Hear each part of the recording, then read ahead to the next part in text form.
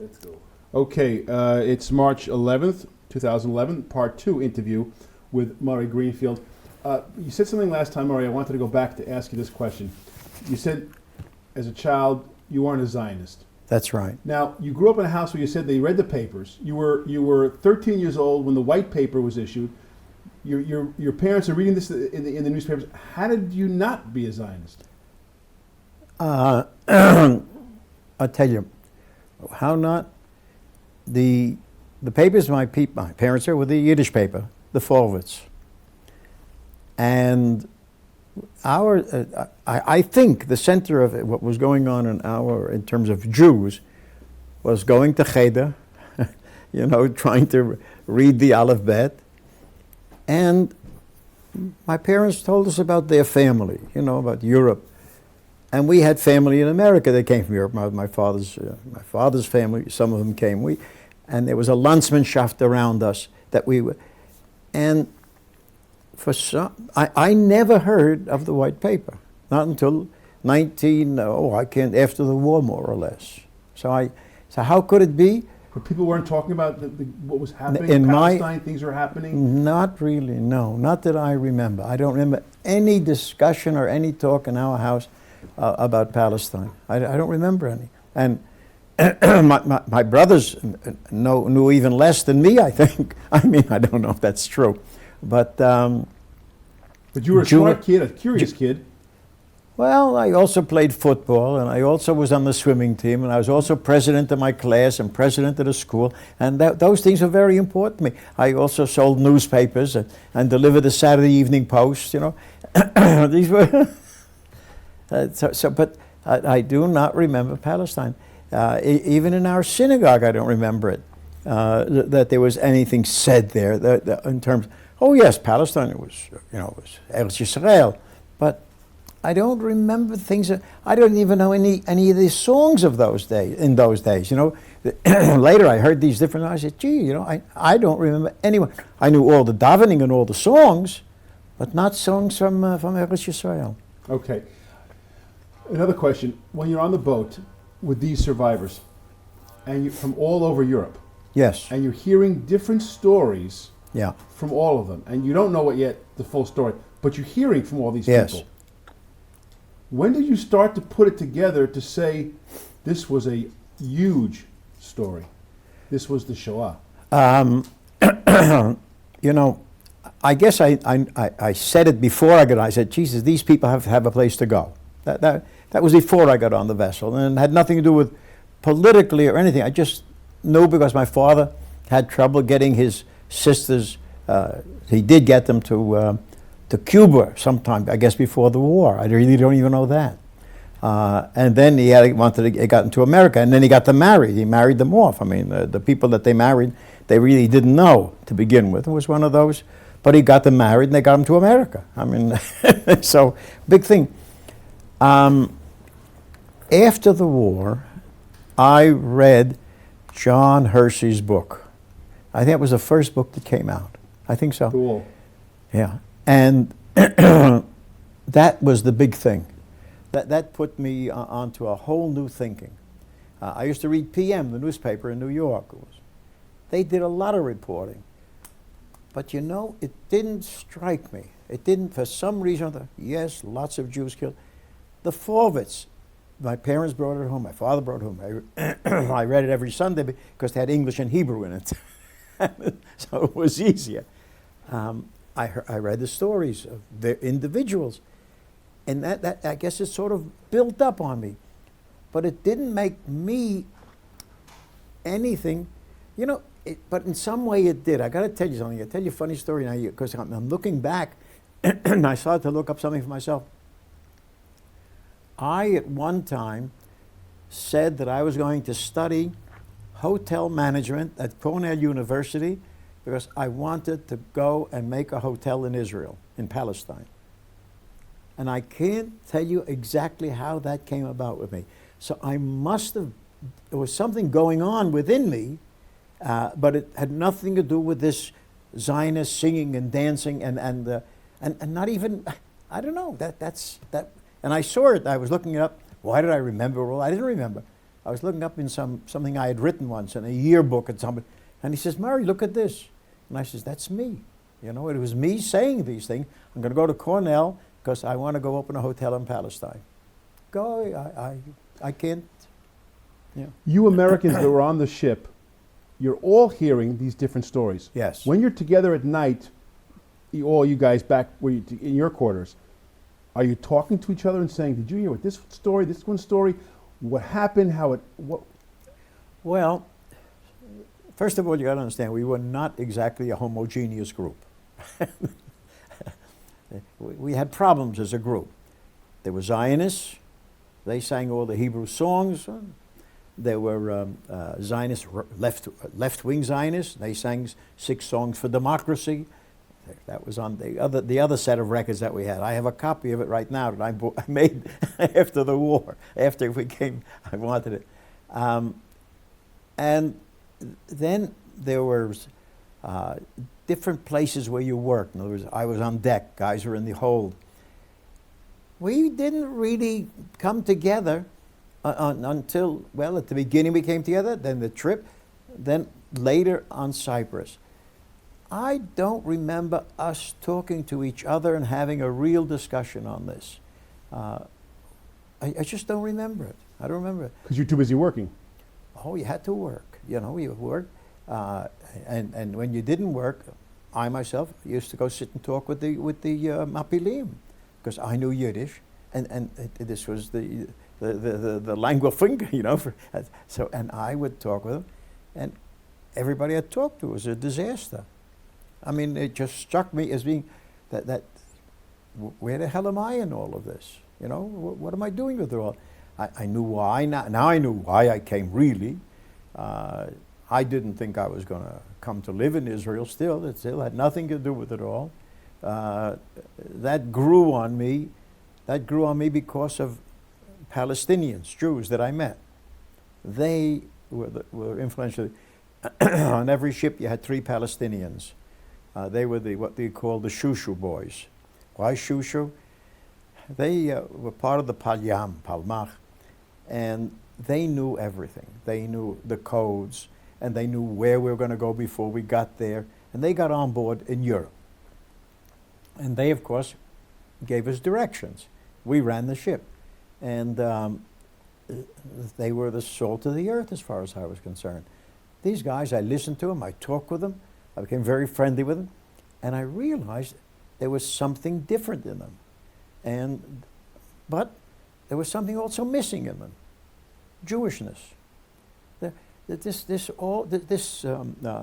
was a conflict that I couldn't put together. Only later did it all come out where I could see we could all live together. But at the time it was all just a little bit crazy. And in fact, there's none of the guys that I remember, there were 3, and the Shusha boys, I don't think any of them spoke Yiddish.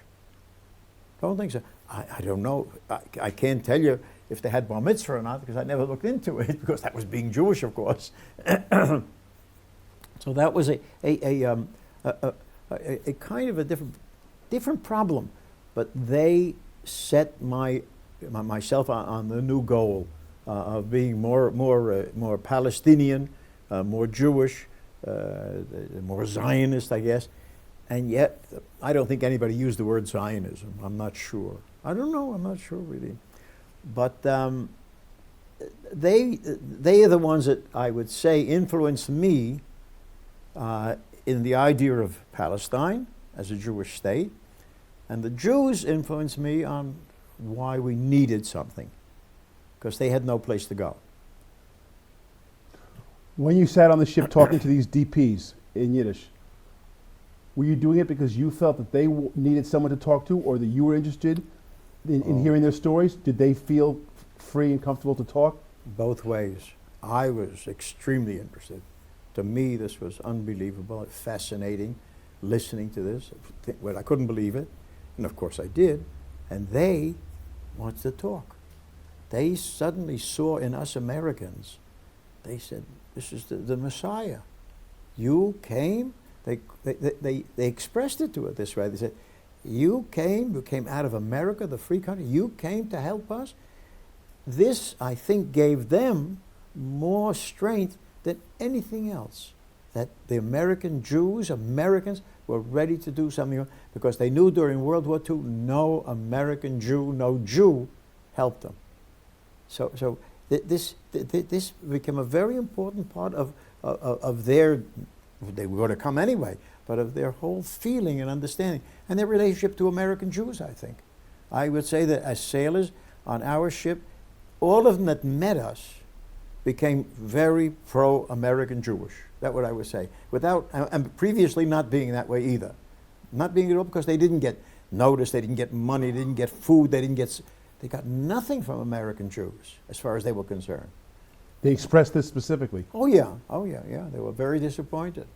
But they weren't after they met us. You know, and then of course they learned a lot of things, you know, all that goes along. It's like anything else. Somebody said to me, why didn't more people volunteer to do what you did? I said, geez, everybody went to war, you know. You want to go back to college, you want to make a living. You're living in a big free side. What are you going to go worry about? I can't blame them for not joining up. I joined up not because I really knew so much, it's just that I felt something. Back we were up to being on Cyprus. Yeah. What are first of all, what are these DPs feeling? In Cyprus? In Cyprus, that they've come off out of Europe, out of concentration camps, on a ship, now they're back behind barbed wire on Cyprus. Well, I think that I felt worse than they did. They were on their way to something. I was behind barbed wire. I mean, I saw it very different. I couldn't understand. What the hell's going on around here? England.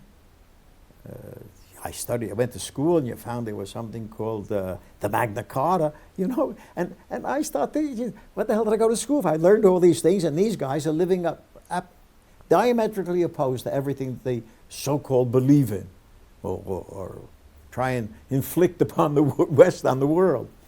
So my feelings were very anti-British, which have remained all the time. I've always had great skepticism. Until today, I'm still very skeptical of them. They were on their way. They left Europe. They're going to get to Palestine. They know they're going to make it. How do they know?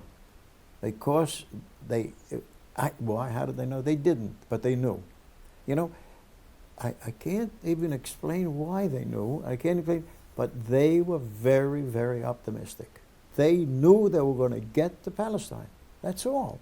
And I guess because everything so negative happened until they got on our vessel, until we got someplace, and we're just a few hours away from Palestine, they were full of optimism.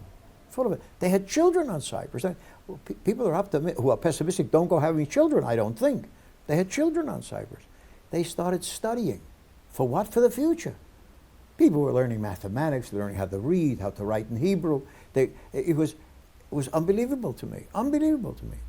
I taught people English. I said, what do you want to know English for? No, it's the new world. We're gonna be. And they didn't talk about going someplace else. They talked about going to Palestine. In other words, they didn't talk about, you're going to go back to America. And, you know, I didn't know how to talk to them. How do you answer the question? We're going here, I'm going there, you know. I'm a totally free man. They're only becoming free. I didn't know how to answer them half the time. I guess I lied. I don't know. Maybe the lie became true. You know how it happens. But but they were wonderful. When they went, they had classes. They were always studying. What was a typical day like? Hunger. First of all, you were always hungry. There was never enough food. And when I tried to look into it, I found out that the ration that the British had allocated for us was below what you would say normal or minimal standards. Something. If it hadn't been for the Joint Distribution Committee, the Jews who gave money around the world to join, it would have been much worse. They added to our ration, which did not make you full, which did not make you sated. It was okay. I don't know if I ever told you, the first day on Cyprus, first morning, You know, you get there, you're tired as hell. You're up all night because you've been taken from a truck from the port. And you go to sleep, and you're sleeping on the ground, and you wake up in the morning, and it's shocking, because there I am sleeping, and there's barbed wire all around, and I said, what the hell's happening? And you realize you thought you knew what was going to happen. You knew you were going to go to Cyprus, but you didn't know. What did you know? How can you imagine? How could the Jews imagine they were going to go to the furnaces? You couldn't imagine such a thing. Well, I couldn't imagine this. And I joined one group of Polish kids, Kibbutz Yosef Kaplan, they called themselves. Later on, I found out they were Hashomat Tzayir, you know, and they formed in the camp in the camp in Europe. They formed this group, Yosef Kaplan. I also learned from them, and then as with others while I was in Cyprus, that everybody formed groups. You were not individuals. You couldn't have survived even after the war if you were by yourself. You had to have somebody with. So they spoke Polish. That was easy. Of course, they spoke Yiddish. I should say, of course, but they did speak Yiddish also. The Hungarians had their little group, and usually kids, 20, 30. I say kids because, like, look back, they were like me too. They were younger than me, and so they were kids. Well, at my age, they were still kids. What the hell were we? How old were we? And so I had this group, Yosef Kaplan, that I joined, and it took me down to it didn't take me down. They set up something for breakfast.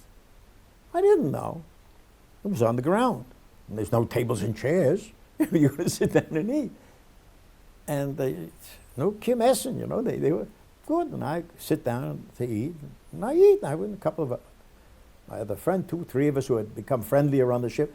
They joined with me, with them, so to speak, and we ate. And we didn't realize it. Only the next day did I realize it. The next day, they gave us our little portion, because they had set it out to be nice. You know, they want to rebuild. We couldn't think of making it like a home, but they knew right away, because this is what they did in the camps. They knew you got to make a home.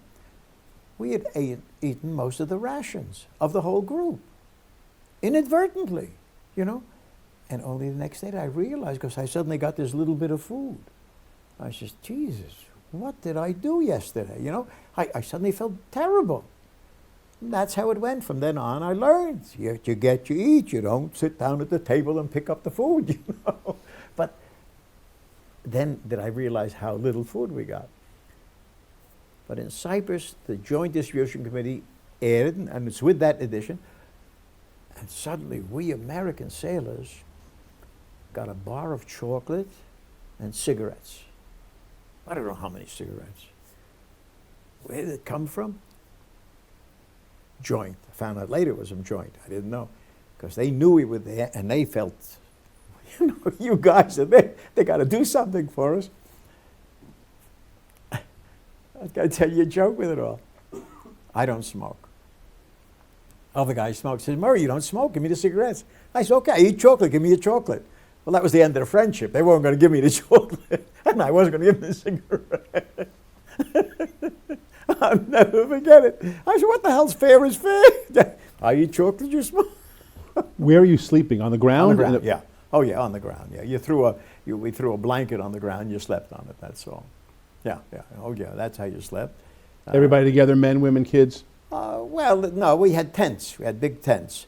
And so you were in groups, wherever you did. And the toilets were big outhouses, long things over there. They were covered over, you know, and holes, men or women, you know.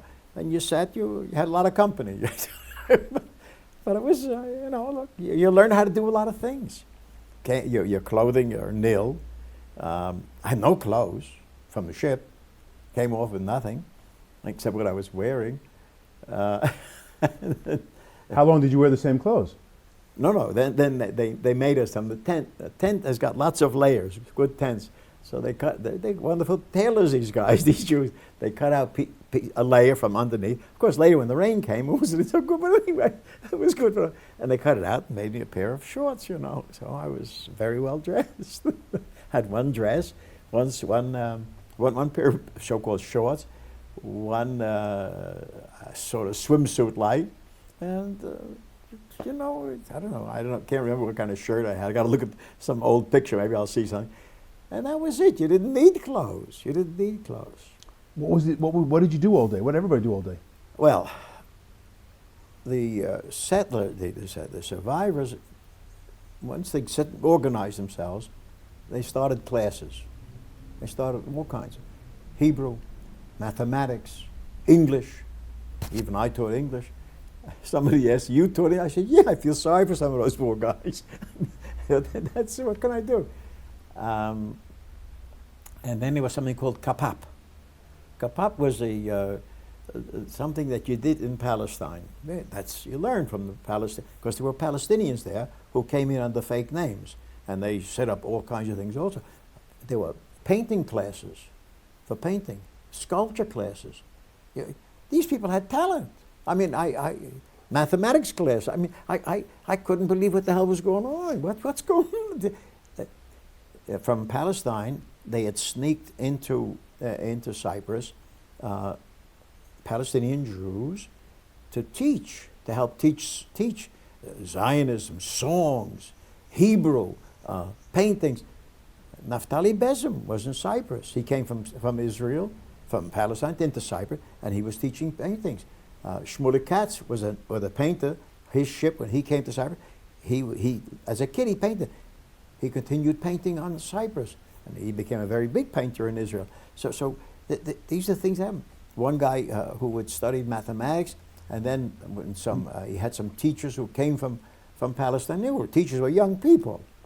This guy, later on I met him in life, he set up airports, did for all kinds of things for airports around the world. Look at me, happened to be on my ship. So I meet him and ask him. So that's what they did. They studied, we learned kapap, or we taught, and then the Shushu boys came to us, three of us who became quite friends, Harold Katz, Hugh Mcdonald, and myself, and they said, "Listen, we want to set up a tent that's near the barbed wire fences, and it's right off the ocean, and we want to dig a tunnel to get out of here." So I said, "So, what do you want from us? You guys should dig it." And they gave us one survivor to work with us, and we were four of us. And we started digging. We put up a big tent. Everybody knew it was our tent, and nobody asked any questions because it was placed near the fence. And we started digging. Day and night we were digging. So you asked what we were doing. We were digging. And when you go down, sand comes up. So we put it on the floor. But then the floor started to get too high. So then we got gunny sacks. We filled it in gunny sacks and went to the outhouses and threw it into the outhouses. Then the outhouses got filled up. It was pandemonium. What the hell are we going to do? We're digging and digging. And then suddenly a break came. And you got to understand, it was terrible work. It was hot. It got dirty. A very great shortage of water on Cyprus. But they sent a tanker of water every day to us so we could wash ourselves at the end of the day. Especially a tanker. You know, a tanker came, they gave we got more water than others. And and people didn't ask questions. I'll never understand how these people didn't ask questions. But I guess that was part of the Holocaust. You don't ask too many questions, you do things. That's my guess, I don't know. They didn't ask questions. With my little group, Grini, what are you doing? Didn't ask me. After, years later, here in Palestine, Israel, I told them. They didn't ask. So I guess there was some kind of a code, you know. What did they say? There was a code amongst the criminals, the Italian criminals, you know that is code. Well, there was some kind of a code. And then the British aren't walking around the outside. The British were never inside. British did not come into the camps. I would say they were expelled from the camps by the survivors, and they wouldn't know because when we carried the sand, it was at night. digging down, you don't know, you're inside a tent, or what do you know? The truth is, we never finished it because suddenly the ship Exodus was caught and the people were deported to Germany. The Haganah decided that they had to retaliate in some way. I said the Haganah, I don't know, somebody up there, what do I know? And they smuggled gelignite, which is an explosive. It's a powder kind of thing. And they brought it, and we had to prepare it in such a way that it could be carried on board ship, because every month a few hundred Jews from Cyprus would be taken to Palestine. And the British would advertise how well they're treating us, and they're bringing the Jews into Palestine, and it's just a stopover, and whatever the story was. And so they were preparing, they wanted us, and unbeknown to me, but later I knew, they wanted some of us to be with the next export of people to Palestine and to carry this gelignite onto the ship. That was their idea. Okay, listen, these guys are running the... okay. Then a few of us, with a few survivors, were put into some place, kind of a tent there, and we took the gelignite and we rolled it up. We took toothpaste tubes, emptied out the toothpaste, and put gelignite in it. We took, I'll never forget all these stupid, not stupid, but you know, then we had little sacks. We made them flat, and we filled them with gelignite so that you could strap it to your back. And we prepared it. Okay, there come day, we're going to go. We're going to go, oh, there's a ship going. Your name gets changed again. Because you got to be the name of somebody whose turn it was to go, so you get somebody else's name. I became, I'm not sure, Mr. Schwarzbart or Solomon Slatka, one of those names, because I can't remember where the names changed. They changed so many times. Anyway, and we all get these new names, our group, and a box, or a larger box of gelignite is put into a little baby's carriage or something. And they check our name, we go, and we got this thing strapped to our back. And, you die. You got this other stuff in your. And the British are searching, they don't catch anybody. The little kid who's going on board, the nurse, is called by some officer, British officer. He says, you got to search that child. And the nurse says, what do you search the child? I say, I'll take her on. Okay. And she had also what they call a detonator. I don't know how big it is, but Sonny Weintraub, he was our radio operator from Baltimore, he put it up his tuchus. And he was limping because he couldn't walk. He was limping. He limped onto the ship. I mean, I laugh at all this. But then we had a problem because the ship was also divided into portions. So people went here, people went there, because they didn't want us all to be together. The British are not stupid, you know. They didn't know what we're going to do, but they knew that if we're all together, it's difficult. So like this, they broke it up. So we come on board, and we see the girls. We see the guys, the girls in our camp, we see our guys coming up. We know we got to get them together with us, because otherwise it's not worth it. You got to get nothing. So we tell them to start shouting, mein Mann, mein Mann. And they say, hey, mein Mann, ich will mein Mann do. So we got all the guys into our section there. I mean, I look back and I laugh, because here these girls, mein Mann, they were, how old were they? But we all get together. And there we are, we're in this part of the ship. It's not a hole, but it's inside. It's also a wire around it, so you can't go to the next place. And suddenly one of the guys takes out, he's got a saw, for sawing through steel. I can't remember the name what you go, but anyway. And that's what he had. That was strapped to his leg that he had to bring on board. Because these boys from the Palmach or Palyam, whatever they are, were not stupid. And we had one Palmachnik with us, one guy, Moshe. And put it all together. And he takes this saw and he starts sawing to get down to a hole down below. Because we're on the deck, he wants to go down as deep as possible. And they're locked, of course. It's got some kind of a, saws the lock open, and everybody should sing. Everybody should sing. We said they shouldn't. Okay. And then he looks down. Okay, he tells, believe it or not, what's his name, Hugh Mcdonald, he says, you come with me. We're going down below. So he says, okay. He says, and here's a knife.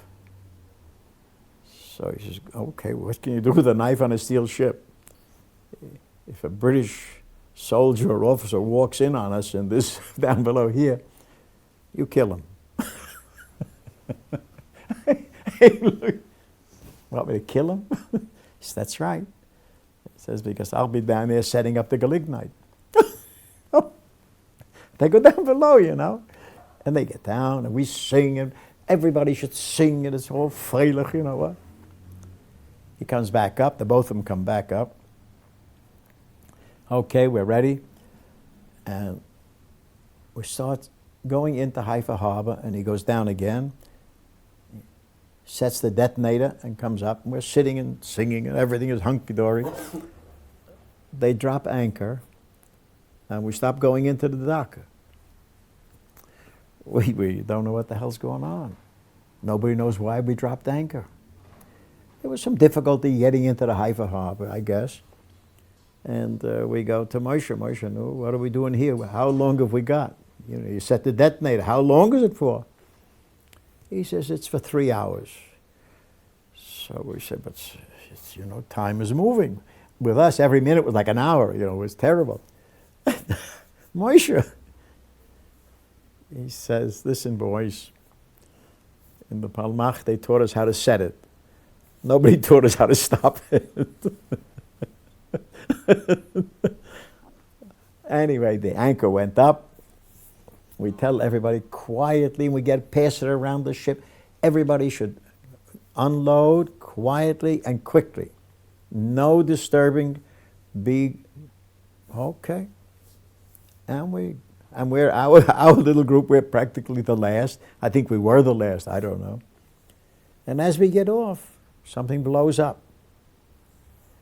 Well, we're happy it went off. We're happy none of us got hurt. Nobody's on the ship. And we just don't know. Did it do the job or didn't it? They put us on buses to take us to Atlit. We get into Atlit and we hear that our ship was blown up and sank. Oh, we're happy. They said, hide. The British are searching all the people that came on that ship. They want to catch the guys who did it. You know, you say, what the hell's going on? You know, it's crazy. It's really a crazy situation. At any rate, in Cyprus, you were divided to men and women. Finish the story. Oh, sorry, I'm not in Cyprus. On Atlit, you're divided to men and women, and they start searching. Everybody lined up, and they start asking, and they're doing a big job of. We got scared. You know, geez, this is really serious. We blew up a ship, you know. That's what we're being accused of. We don't know if anybody got hurt, you know. You don't. And you know, you imagine something like you're going to be hung. you can just imagine. They were nice American boys. What the hell are we? You know, we got. How did we get into this mess? Well, the day was long. The night was long. They didn't catch any of us. But then suddenly they did catch, but they didn't catch the right guys. Who they caught was some fellas that were not really involved with us. And why were they involved? For some reason or other, some people within our group said, we're not so trusted. I don't know why. Don't know why. Can't tell you why. They were no different than any one of us, but they weren't. They got picked up, brought into Haifa, and they were put in jail, and the mothers in America were screaming. There was good headlines. It was very good as far as I know. Then they were deported from Palestine. What was the date of this? I got it. I'll find it for you. I don't remember it, but I've got it written someplace. I'll show you. I got the newspaper headline. Approximately? The summer. It's in the summer. It was that summer. It was summer of '47. I've got all the ships. I got them all. And what happened is that the hole was just below the waterline, so the ship didn't sink altogether, but it went down. Unbeknown to me, weeks later, somebody says to me, "Oh, those guys, that Etzel group, they took credit for blowing it up." So there was a big discussion in Israel, who blew it up, and you can't say anything. You know, I did it, you know. But it worked. The truth is they did it. No one got hurt. The ship went right down to the bottom. Not to the bottom. It got turned over and laid on its side. You remember the name of the ship? Empire Vigor, I think it was. I got it written down. I think Empire Vigor or Empire Lifeguard, one of the two. But it was all a part of just volunteering to do something. You know, you suddenly found yourself in this whole business. How much time were you on Cyprus? I guess 3 months. 2 or 3 months, that's all. At any time, are you communicating with your family in Brooklyn? Never. Our family knew nothing. Only after I got out and got into Palestine could I get a message to them to say that everything's okay. And if it hadn't been my brother, the dentist, it would have been a terrible situation. Turn it off, that's my telephone. but if it's just stam, right. This is when they come to a lecture. I said, "Bishul tzorayim, lo, kafe v'uga." Well, I said, "Nireh." You know, tzorayim, I'll come. What the hell? I'll make the effort. All right. Yeah. So my question is, first of all, you've now come off the ship. Yeah. You're in Palestine for the first time. In Palestine? No, not for the first time, believe it or not. That's right. In the Merchant Marine, I had been to Palestine on one of the ships. I had been here, but I didn't know much about it. I was there for 4 days on an American ship. The American export lines used to sail, and they brought things there. And right after the war, I was on one of the American export line ships, and I had been to Palestine. And that trip was very interesting because that was my first real introduction. I took that trip because I wanted to come here. I wanted to see what it was all about. I didn't know. Anyway, I didn't come. I got off the ship.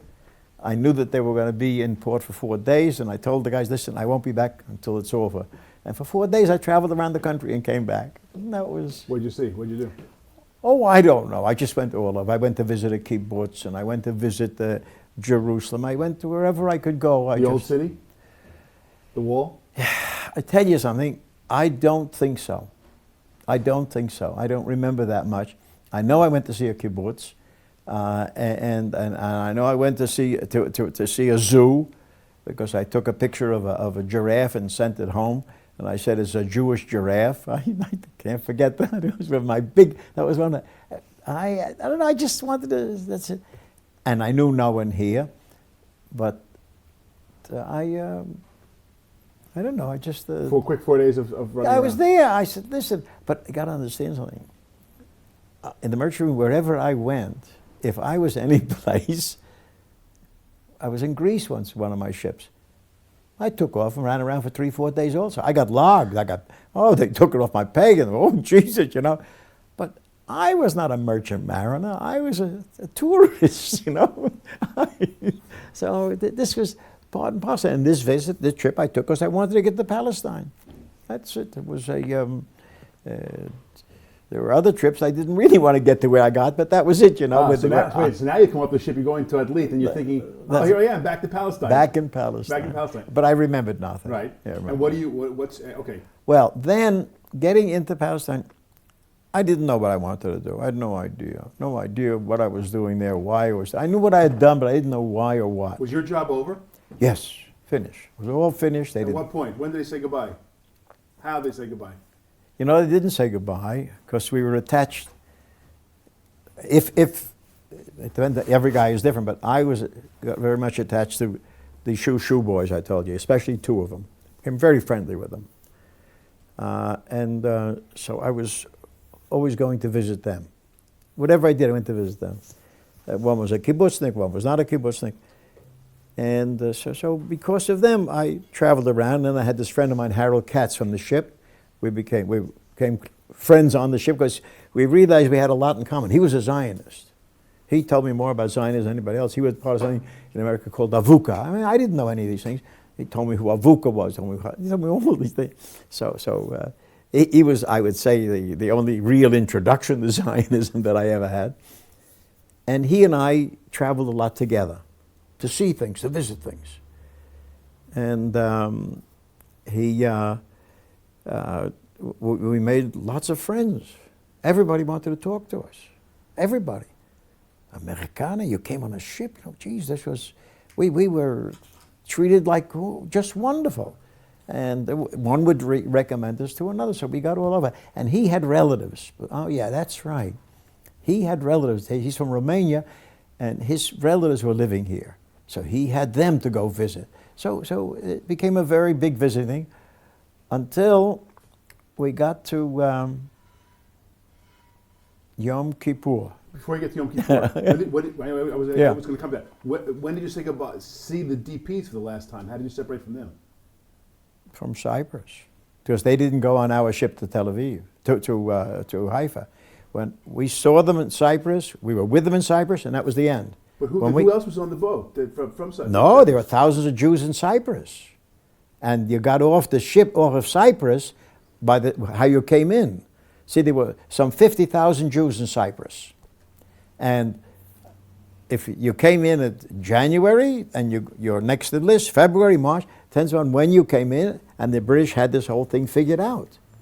Then why didn't you leave with the ones you came with? Because they changed my name. And to somebody because they wanted us on this trip. So we all got different names. So therefore we were attached to this group, which we didn't know anything about and didn't know who they were. But it didn't make any difference. We didn't have to know who they were. So after you came to Elite and they went through looking for a thing and they let you go, then you were free, you were done. Then we were taken out, yes. But we didn't get let out there legally by the British. The Hagna, the Palmach, Palyam, whatever you want to call them, were very worried about us getting caught and getting into trouble and making trouble for their uniform. They sneaked us out after, I don't know how long we were in Atlit. I can't even remember how long we were there, but we were there, maybe a few weeks, I don't, or maybe it was less, I can't tell you. They sneaked us out. They took us out. Some guys were taken out at night under the barbed wire. Some guys got taken out in fish barrels, all kinds of ways. And that's what happened. But because they did not want us to be caught, of course. And then they snuck, when they snuck you out, then you were free. And then they took us out. We were free. They gave us an allowance of, I guess, 50 cents. I don't know. I can't tell you what they gave me. Because, but got to understand, before we left Europe, going back to that, the day before, Ada Sereni, who was in charge, she comes on board and explains to the crew, we're only a crew. We haven't picked up a Mapilim yet. She says, you have to leave everything behind that connects you with America, your passports, everything. You don't take nothing with you because we don't want you to be caught. So you give it to us and you get it back when you get back to America. Well, unbeknown to her, but unbeknown to me, when I left America, I bought, having been in the Merchant Marine, cartons of cigarettes. Not just cartons, but because in the Merchant Marine you knew cigarettes were the best thing to travel with. You go ashore, you sell them, you trade them. There was not the best money there was. And that's what I did in Portugal. I went off with cigarettes and I sold them, and I had what I wanted. I had money, And the other guys couldn't understand. I mean, they probably forgot it already by now, but you live better than others, So nobody was getting any money. They did give us some money allowance to go ashore. But I had my money. I had no problem. I had my cigarettes. My cigarettes were money. And then when we got to Italy, and it was France, I sold some cigarettes because we were there unloading. And I was okay. You got to understand, we bought cigarettes. I think we paid at the time 10 cents a carton. I'm not sure. and you'd sell them for $10. You know, it was a pretty good exchange rate. And you could go and take and put them in your pockets, a pack here, a pack there, and you leave. I had to leave Italy and I had all these cigarettes left over. What the hell am I going to do? Well, the day before she got on board ship, I found some Italians in the port, and I said no, and I made a big deal with them. Sold the fucking cigarettes, got all my money, a lot of money, and the next day she came on board. She said, somebody broke the black market in cigarettes here yesterday. Well, I had with me, if I'm not mistaken, 50 or 100 cartons of cigarettes. I bought big, you know, I don't know how long I'm going to be abroad. They're not going to pay me. I need money. Well, I didn't say a word, of course. And but I had to give them what I had, and I gave them all my money. I gave them all my papers, your passports and everything else. That was the last time I saw the passport, last time I saw the money. And I'd like to say, I paid my way over. I mean, that's what I like to say to myself. It was funny. And so they took all our papers away from us. So therefore, she said goodbye to us. She had all our papers and said, don't worry, you'll get new papers where you're going. And that's how it ended up. That's how everybody got rid of his papers and his passports and everything else. And I tell you, even worse, and now I'm thinking of it, I, in Portugal, bought an Omega watch. In those days, boy, an Omega watch was an expensive item. And I dreamt of having an Omega watch, but I never got to buy it. And there it was. I had all these cigarettes, and I sold all the cigarettes, and I bought the Omega watch. And a gold Omega, I don't know how much it was worth, but whatever it was. I had to give that in also. And I said, geez, the money, I don't care. I want my watch when I get back. Never got it back. I never got my passport back. Never got the money back. You know, all went down. Didn't go down the tubes. I'm sure they used it. You know, oh, maybe somebody kept the watch. I guess. What the hell? But I'm sure they used the money. You know, it was. So after they snuck you out of Elite, what identity did you have? What name did you have? What no papers name. Did you have? I got a paper. I think it was Misha Schwarzbart. I'm not sure. It was either that or Solomon Slatka. One of those two. Those are the two names I remember. I had a third name, but I don't remember it. I had a third name also. And that's what I had in Cyprus. In Israel. They booked me to Haifa. They took me to the Carmelia Court Hotel. That was there, owned by them or controlled by them, whatever, the Haganah, Palmar. And there I met a couple of other guys. And I tell you, so many incidents come out. I don't know how long I was there, maybe a week or two, maybe, I don't know. But one day, someone comes, knocks on the door and says, there's somebody looking. She says she's looking for the sailors, she says. She knocks and comes in. I said, come in. I said, who is she? Who, you know? I don't know. You're in America, you must be one of the sailors. No. I said, no, I don't know what you're talking about. I'm a tourist, you know. I don't know who she is. Ruth Gruber. I learned it, you know. And it started, since then I knew her and talked to her and always called her and everything else. You know. Ruth Gruber. She was such a good reporter. She followed up, you know. That the Jews went to Europe and got to Germany, she followed up with that. And then she came back and she wanted to meet the sailors who did it. You know, she was just dynamite, just dynamite. So we became friendly and became friendly with her mother, with her first husband after that, you know, through the years. But that's what happened there. But I got to tell you something about this watch. Comes to mind. I bought it in Portugal about 4 or 5 years ago. I don't know how many years ago. Get a call from some guy from an Israeli, but he comes from Portugal. He comes. He writes for a Spanish newspaper, and he wants to write about our ship because it was in Portugal. Talk with him. And I said, you know, I bought a watch in Portugal, and I believe the watch dealer was Jewish. It's my father. That's the only Jew there was, and he was the Omega agent. That's great. That's a good story.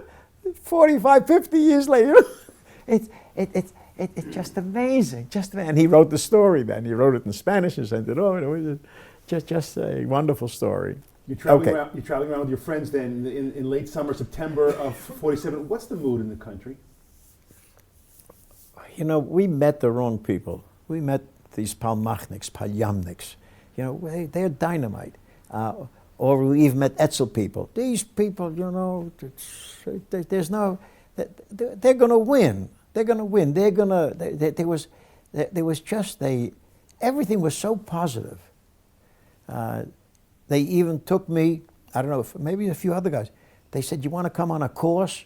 They took me down to the Kinneret. And there was a course going on for Madrichim or for something, I don't know what exactly. So I learned a few songs and they worked me hard and I said, that's not for me, we don't need this, you know. But I went and traveled around the country. They said you got to be careful when you travel, you got fake paper, you know, and all that. So it was, but these people were wonderful. Then we also were told who you could go see in case you needed something, you know. There was one person that we were told to contact, and she became a friend after that too. That's how I remember the name. Her name was Sarah Asaf. The first Supreme Court of Israel, Professor Asaf was her father. He was on the first Supreme Court. We didn't know. He was a professor. He was teaching, you know. Nice, orthodox, wonderful man. She wasn't so orthodox. He was rather unorthodox. And they gave us a place to sleep in Jerusalem in their home. Harold Katz and I, we traveled a lot together.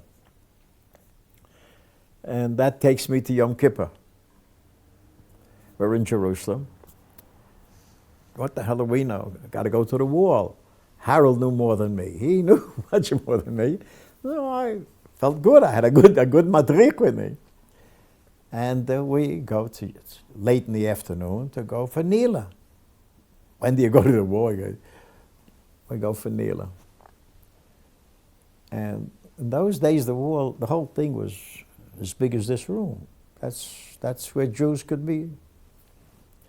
And, you know, yeah, I'm looking this thing, but it's okay. I mean, today you go there, you got a wall, you got something. In those days, but these Jews, that was it. That was the place. And the place is crowded. Jesus, it's full. You can hardly get in. They squeezed us in. It's terrible. Only men, of course. Really tight. And they're davening. And they get to where they're going, they're singing, and they get into the end of the thing, and they're going to where it's going to be Lashona Bobi Yerushalayim, and you get a Tkiya, and somebody blows the shofar. Around the top are British soldiers. I don't know. I'm just dumb. They blow shofar. The British soldiers dive down on us and start rummaging through to find who blew the shofar, who's got the, where is the shofar? I'm standing there, you know, quietly, and they start to chase me because I was blonde. I had this kind of, even though it's that nighttime, I don't know, I guess they picked me up here. Harold's in front of me, and he's fighting. They're throwing him aside, they want me. And they throw away. And they take me. I'm put in jail in the Kishli in Yerushalayim. I don't know what to say. I got fake papers, of course, but I don't know what to say. I can't talk Hebrew.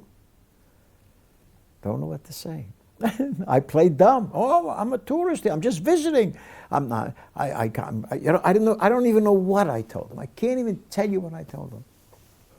I only know that in jail that night, at one point, there are 2 or 3 other fellows there. One fella is shouting, "I'm an American, let me out!" Screaming bloody murder, holla. I take him aside. I said, "Are you an American?" He says, "No." I said, "So why are you lying?"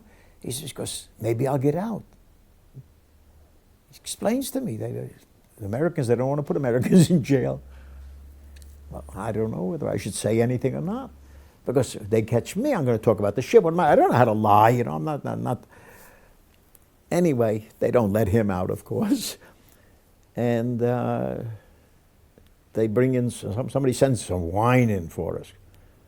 We drink some wine, no food, you know. Well, the next day or 2 days later, I can't really tell you how long. First of all, my name appeared in the paper. By then, my new paper said Greenfield. By then, I already had Greenfield. Now, why Greenfield? I don't know why. I'm not even sure it was papers I had, but I didn't know what came out Greenfield. It was in the paper. He was arrested in Haaretz, arrested for blowing the shit. It was a little item, but I didn't know. Harold Katz's relative read it. They started looking for Harold Katz. Why isn't his name there? Because I'm together with him. It was crazy.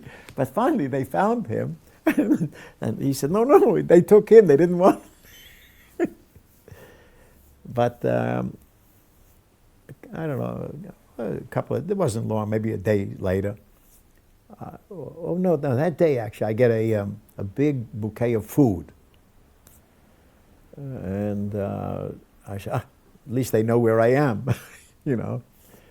And a couple of days later, I get before the judge and I get let out to come back. I give him a date when to come back. And that was the end. I left the country. How soon? Oh, it didn't take them 2 weeks to get me out of the country. They didn't want me around. They didn't want me. They said, no, it's too... So they never found the person who actually blew the chauffeur, but you're on record as being the person who was arrested for doing it. Yeah. It's in the paper, yeah. And a guy did a research piece. Somebody did a research piece. They blame you? What? They blame you that you... Well, they wanted to blame me, sure. They wanted to put me up before the judge. Sure, they wanted to put me up before the judge. That's a scoop. Okay. And I'll tell you a joke about it all. A few years ago, somebody came to our publishing house and wanted some book from the Jabotinsky Institute or something or other. And this guy, for some reason or other, it comes to me, I talk to her, and one of the important things about his book he talks about is how the Jabotinsky guys blew the chauffeur every year there. So I says, well, I want to tell you about a guy who didn't blow the chauffeur, but who was put in jail for it. And I tell him it's me. He says, you? Who are you? I tell him, Murray. He says, what do you mean? He says, I got all the names. So I said, I didn't blow the chauffeur, but I was accused of it. He then went to research in the papers. He says, you're right. Your name is there. So yes, I made history in 1947. But it's one of these, you know, these crazy things. And then they got me out with a new name, a new passport to Europe. A name not Greenfield? No, not Greenfield. Wait, no. Murray Greenfield was the name you were born with? Finnish, yes. 1 second. The but next, you're saying that day in Yom Kippur, your name then, we had papers that said Greenfield. It must have said Greenfield because it said so in the paper. You see, that's and I know I didn't use that, but it's very possible that I didn't even show them I can't even tell you why, because there was no reason for me, but maybe I decided I wasn't going to lie and I don't have my papers with me or something, you know, and I'm an American. Maybe that was my thinking. Oh, I'm an American. My name is Greenfield. You know, what are you doing with me here? You can't let me. But they weren't sure, and I didn't have my papers, so they said, okay, you. That's why I guess the judge let me out. I guess, you know, and I never really went into it further than this because to me it was such a good story that they caught me. I was happy, so they then were not going. See, I was arrested because of, but they didn't really. Where's your papers? Oh, I left them somewhere. I can't even tell you what, but there are so many things that happen to you you don't remember, and you don't even. And you know, you don't attach that much importance to it all. At the time, geez, I'm getting the hell out of here. And they tell me, Murray, we're going to get you out. And they give me this new name with a new passport to get on a ship, and I leave with a vessel for Marseille. What name? What passport? I don't know. I don't remember. It's one of those two names, Solomon Slatka okay. or Misha Schwarzbad. And passport of what country? I don't remember. And they take it to Marseille. They get me to Marseille. From Marseille, I'm given money to take a train up to Paris. In Paris, I give them my passport, and they tell me to go to the American embassy and tell them that you were a tourist in Europe and you lost your passport. The whole big story, you know. And the American embassy, I don't know what the hell they did, I can't tell you, but it took several weeks, and the people taking care of me, they give me money. They can't help it, you know, I'm alone there. And I tell them I got a lot of money with them. They said, forget about that, you know. And the American then gives me a one-way ticket, a one-way visa back to America. And I go back to America. When is this? It's late in 47. Late in 47. And you come back home? I come back home, and I don't know what the hell to do. I don't know where I am. You know, I'm all. And then that became that became the beginning of my speaking tour. They were looking for people to send to speak, and they didn't have people. And I had this great story. And the Magbit, I became a big speech maker. Speaking where? Every place in America. I mean, where I didn't go, I don't know. I think of some of the places I went. Why do I laugh at it? Because now in the paper not so long ago, there was a town called Tyler, Texas. I says, geez, I was there. You know? You said late 47. Are you in America by Kaftet in November? Yeah. Well, I don't even know. I'm not even sure. Because I must tell you, these things never struck me as any. You got. You're 21 years old, though. You must be like. I still don't. It all. There is something to me that I try and put together with all. Very often I think, well, so why the hell didn't I do something else? What did I? Well, because here now I'm a big hero, and so all these other things. It's me. It's not. You know. I'm the knyaka, not them. And so here I am. What is it? And I'm still not the guy who's going to go live in Israel. That only comes about a year and later, where I decide. I don't decide. I was asked by somebody if I would help. Israel was buying warships in America, but they didn't have guns on them or anything. And there were actually two of them they bought. They wanted to have in the crew half a dozen Jews. It was a hired crew, and it was a whole different story. The ship was bought for some South American country, and it's going to be rebuilt there. No guns on it, but there were warships. They were good ones, really, real ships. And this guy in New York called Halperin, I knew him because he lived in Far Rockaway or something, and I went to shul there, and he went to shul there, you know. And he says, well, look, maybe we need some guys. And so about a half a dozen of us, about 6 of us were Jewish boys on the ship. The rest were 20 Goyim who were getting very well paid for a delivery, it was called, taking the ship to some South American country, and then they'll be flown back to America. It'll be a 2-week trip.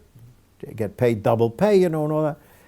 And so, and we know what we're doing because of what's going to happen with the voyage. Because on the voyage, leaving from America, we were in New Orleans. They fly me down to New Orleans. Maybe I went by train, I don't even know. You know, everything is so crazy. I get down there, get on board ship, and I meet the other Jewish boys there. Nice guy, you know, good guys. And we set sail finally after, I don't know how many weeks or how many days or how many, who knows, work. And as we leave the Gulf of Mexico, we get a change of orders. The ship has now been sold to a French company. Well, we know it's a fake. The radio operator is our radio operator, you know. And next to the captain is chief officer, is our chief officer, and the guy in the hold, you know. So each one is in a different kind of. And we cross the Atlantic, and the crew is. The Goyim are angry. This is going to be a 2-week voyage. It's not. And we say, what the hell? Another day, another dollar. What's the difference? We get paid, you know. We go on the way. We go through the Straits of Gibraltar, sailing up to Marseille, and suddenly there's a new change of orders. Haifa. And these guys say, Haifa. And they don't call it Haifa. He says, those fucking Jews. And then we hear the anti-Semites really. We know how they're in because we talk to them and we hear them talking all along between them. And you're a part of it all, you know.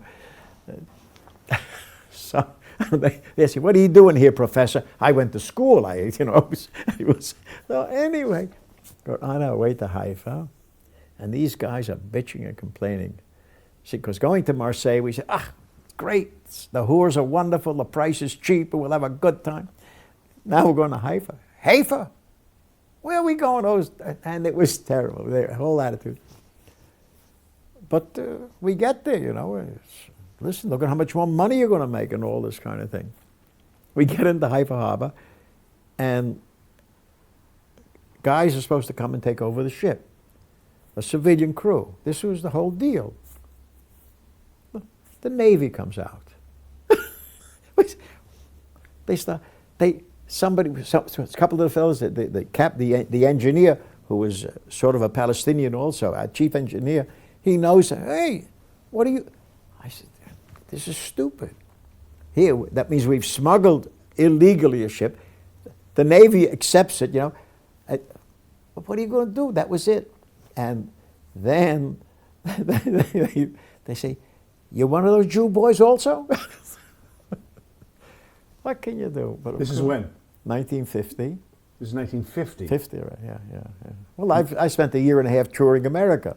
One second. Oh, when in 1950? The beginning. Okay. Oh, before Pesach, because Pesach, they took the ship over. In Pesach 1950, The Navy took the ship over. the Navy took the ship over, and I've got this crew, and I've asked to stick with these guys and get them out until we get them out of the country. It's all crazy, and they're pissed off. Can't eat anything. Pesach. It's the wrong food. So I tell them, listen, what the hell's the difference? The same whores? That's, you know, we'll go get the whores. We kept everybody happy. The whores. We found beer. I guess they weren't so strict. They were selling beer, you know. And after a week being with them, geez, we finally get an airplane and get them the hell out of the country. Back to America. Yeah, and then I stayed. That's when you stayed. That's when I stayed. Then I said, Jesus, where am I going to go now? I said, I'll stick. But I didn't know I was going to stay. I went to visit my friend, whom I had met previously, went to visit him in Petach Tikva. And his mother says to me, we talked Yiddish, of course, where you going? I said, I'll go home. She said, you go to America? You don't live in America, you live here. It's a Jewish state. And these are old-time Petach Tikva people, farmers, dirt farmers, you know.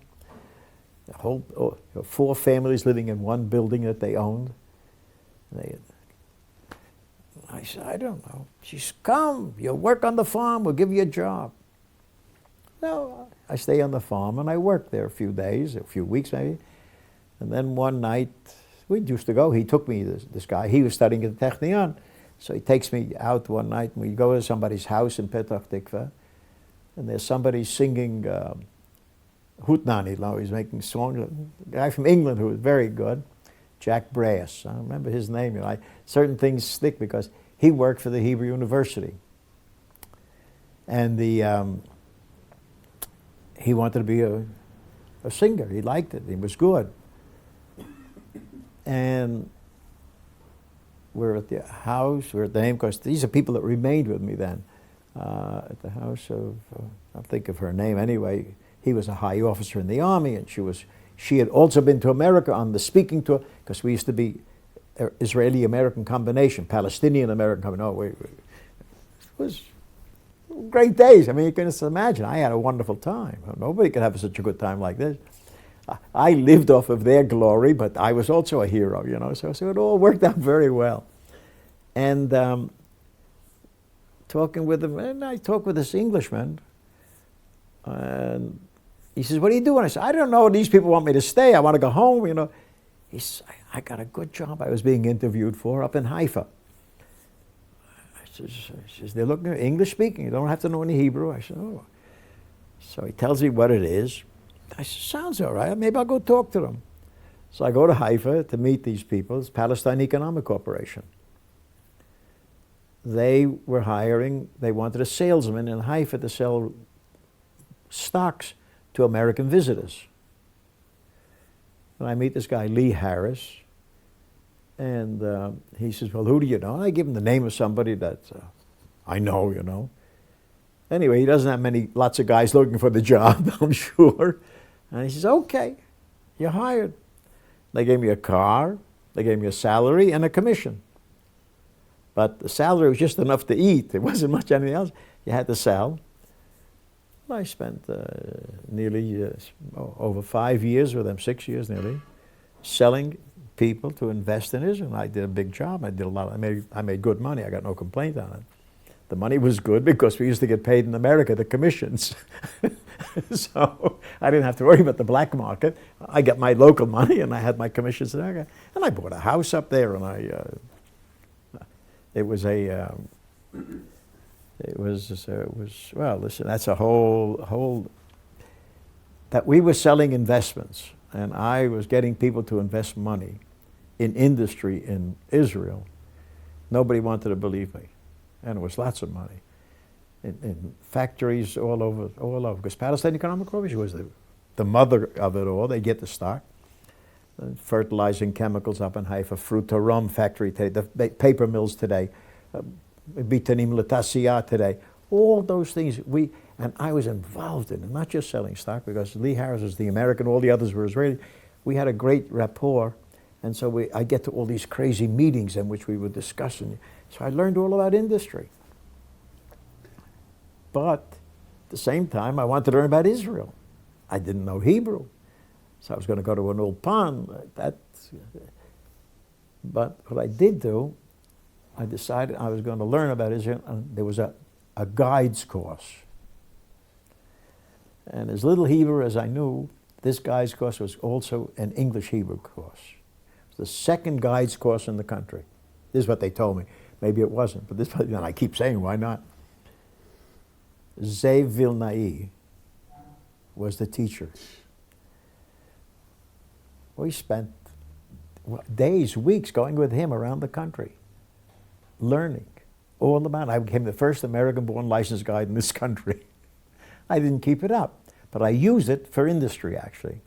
I created, before there was a bonds, I had investment tours coming through Palestine Economic Corporation, which I ran in Israel. Let me back you up a bit. Yeah, go ahead. I mean, because I just this is great how it all. Yeah, okay. On the ship going from France to America in late '47, right? You went from Marseille, you went to Paris. They gave you passports. And I flew back. Oh, you flew back. Yeah, I flew back. No, flew back. I flew back. I was going to ask you. Yeah. And I could ask it anyway, but Yeah. not the same. Yeah. On the way over, you're saying to yourself, okay, this adventure's over. Now, it started in January in Florida to South Carolina and then across to Portugal, the whole thing. What are you thinking about the year that you just had at the age of 21? You know, I don't even know, to tell you the truth. I think I was wondering whether I should go to college and where, I think. That would be my guess. I would be my guess. The whole thing... The enormity of what you've just been through in 9 months? I got to tell you something. I thought it was normal. You had to do it. I mean, this was such it's funny, I don't know. But it's only when I started to speak that things changed. When I was asked to go, for instance, the first time I was asked to go speak was a girl, a friend of mine from school. She says, come to my Hadassah group. The first time. And when I was there, we're all young people, big Zionists. I mean, and I was, Jesus, they couldn't believe it. I was such, this is what And I didn't see it yet. I want you to know, I didn't see it. I thought we're saving Jews, I don't think I really understood fully the founding of a Jewish state. I don't think so. I hadn't read anything. Then I read P.F. M. Passon's Forgotten a Lie. Then I started to read, and then I said, Jesus Christ, look what the hell I did, But I just have a feeling, the enormity of it all, the real, really what it really all meant, what we were doing, I don't think I really understood it all. Other people that would hear me talk, Jesus, I was a hero, you know? And I didn't see it as that. This came upon me. Then I left. Then once it came upon me, I lived like a hero, you know. Then it was good. But at the time, it wasn't. Because she asked me a question, where was I when the state was declared? Yes, I was about to ask that question. No, I don't know. I'm not sure. I really don't know. I don't know where the hell I was. It wasn't, to me, it was a sine qua non. There's going to be a Jewish state because these guys told me. So what? I helped it? Good, I did. At that period in time, maybe because I was young and I was out to chase women and do, maybe, you know, I had a lot of other interests in life. But you've just given yourself a year to a cause. Yeah. That's why I asked you. First I asked you where you Yeah, were I on didn't know- November, I and then didn't- May 14th. But I mean, but you know it's in the air that people are talking about it. I'm not, yeah, well, that's true, You see, but I don't, well, by May 14th already, and I don't even know where that was, when the state is declared, then things came over it with you in certain ways. For instance, the sense of defending what was going on, because then I was in demand. You know, Jesus, Murray, go here, go speak there. You know, boy, how many guys, they got live guys who have been through whatever we've been through. I realized at that point, I was a different person already. Then already, because people, you know, just in between, people, oh, look what he did, you know, very wonderful. But then the state came about. There was something, no, maybe a little before then. When was Bernadette shot? Come to think of it. ספטמבר 48. זה אחרי המדינה. כן. Okay. Around that time, why do I remember that? I became very, very different. May, June, July, I guess it wasn't so much.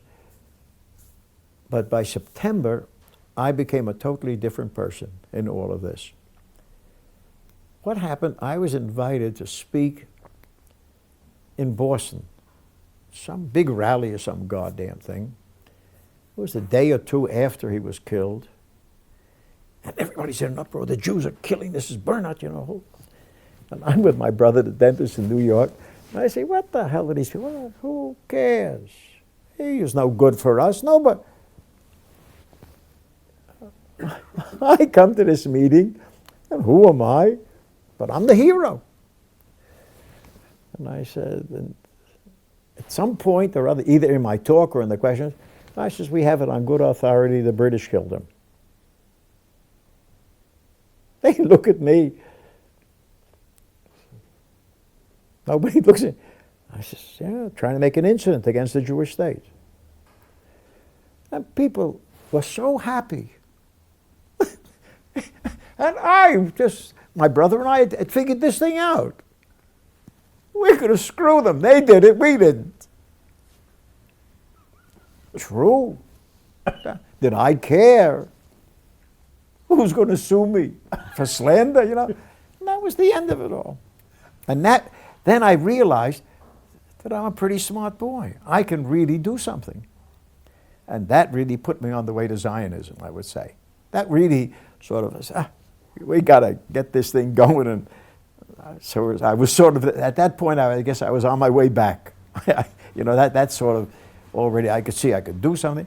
And then I met a bunch of Israelis, at that time, kids who were in the army who came to America to speak. And I became a part of a mishlachet with them. There were a couple of Israelis and me, and we go together to Chicago, all over, Denver, Colorado, the whole fuck. I had never been out of New York, you know, except on the ship. So this was it was a glorious thing. Other guys were going to college. Me? and people would ask me, oh, I was here, I was there, you know. Well, we get up until World War II, I'd never been out of New York City or New York State. We went up to the mountains, of course. But this was a whole different world already. And I'm entering it. And I'm entering it on a good level. Mr. Knyaka, I took advantage of every bit of it wherever I could. I enjoyed it. I was sent out to Denver, Colorado to speak at the opening meeting of UJA. And they put me up in the best hotel. Wherever they always put you up in a hotel. You're important, Meet important people. I'll never forget I mentioned Denver because that was a very special meeting. It was the big dinner for UJA, the annual thing. And some important person was supposed to speak and he got sick. So they sent me out there. I said, what the hell? Okay, what do I care, And then they sent some Palestinian out there also. What the hell's his name? Yosky Hamburger. That was his name then. From the Exodus. Couldn't speak English. He was terrible. Herbert Friedman, who was the head of the rabbi out there in Denver, Colorado,